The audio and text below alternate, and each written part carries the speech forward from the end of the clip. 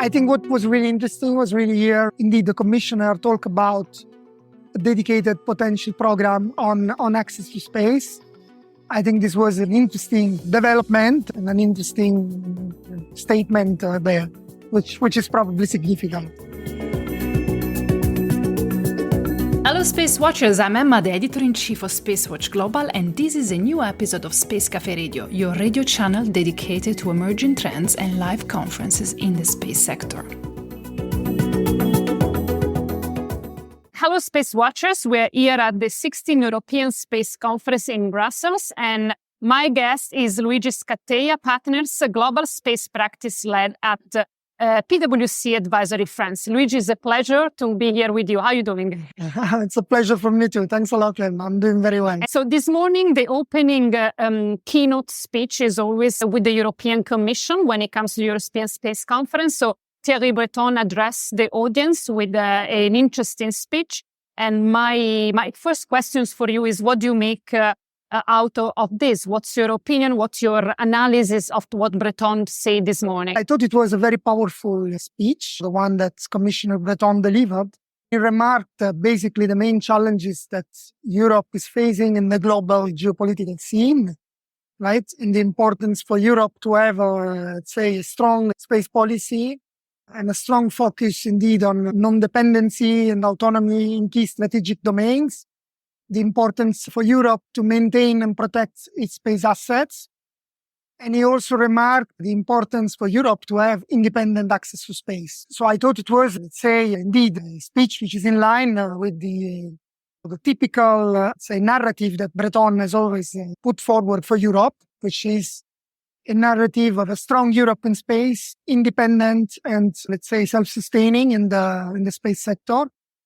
And I think for the first time this year, there was a first mention of, let's say, of a complete structured potential EU program in access to space. And I thought this is what basically was quite significant and relevant today, because it sent a strong message on the fact that the EU wants to act in that particular domain. So you thought that was a strong message because it was the first time that was finally mentioned? I think there was in the past mentioned the importance of access to space. There was a reference to different actions that the European Union was doing was carrying out in this domain.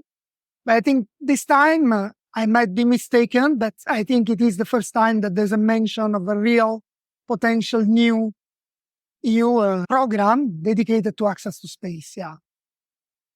I might be wrong, but I think this is the first time that it gets mentioned. Yeah.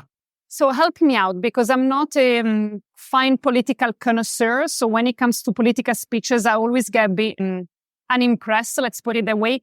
What are, in your opinion, the main differences with his message last year? What happened in these 12 months? I think the overall tone of the message is more or less in line with what was mentioned last year, right? I think last year the focus was really more on the actions on secure connectivity and on, let's say, the push for an EU space law, right? So there was a focus on those two regulations that had just been, let's say, pushed. While this year, indeed, as I said, there was this additional focus on, let's say, the broader non-dependency space, protection of space assets, and access to space.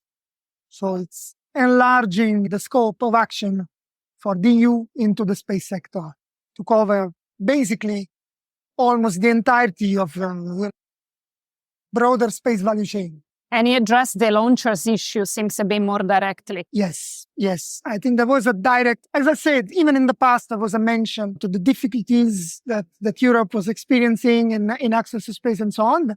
I think this year there was a stronger accent into it. Yeah. Yes. Don't you...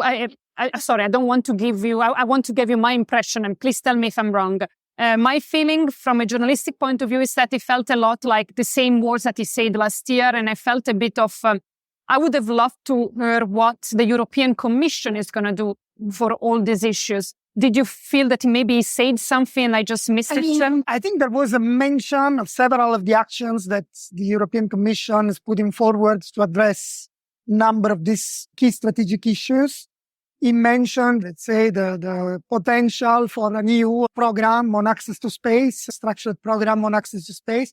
So I think in the end, let's say the mention of what DC and the EU can do for this are more or less there, right? This is what the Commission does, pushes for the policy actions, policy initiatives, and so on. So this is more or less coherent with let's say, the nature of the institution and what it can put forward. And what do you think was the final message of the European Commission to ESA? Or if we want to be more direct, the message of Breton to Ashbaha?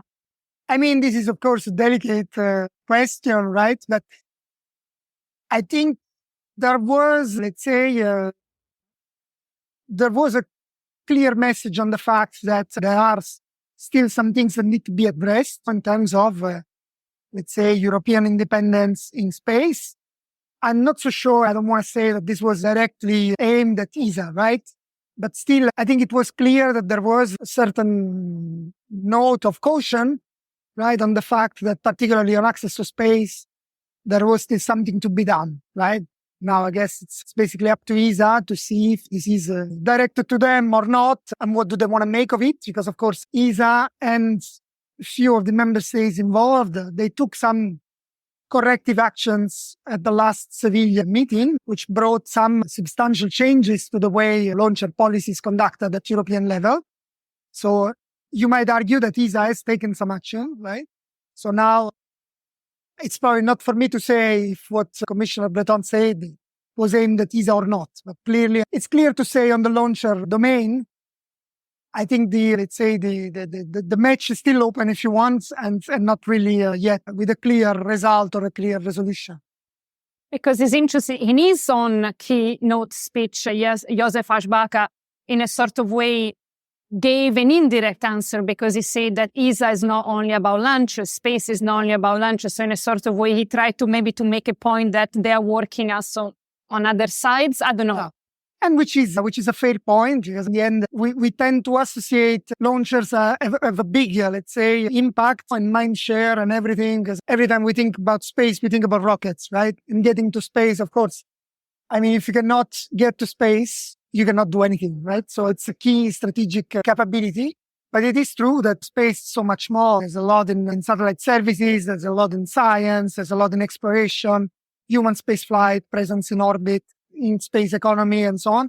And ESA is acting on a lot of these fronts. And it's true that there's a lot of European successes in these fronts, right? There's, let's say, cutting edge exploration and science missions. There's a lot of successes in the Earth observation, in navigation, and so on. So it is true that we tend always to look at the weak link in the chain and not to look at the big picture. So I guess he has a point there.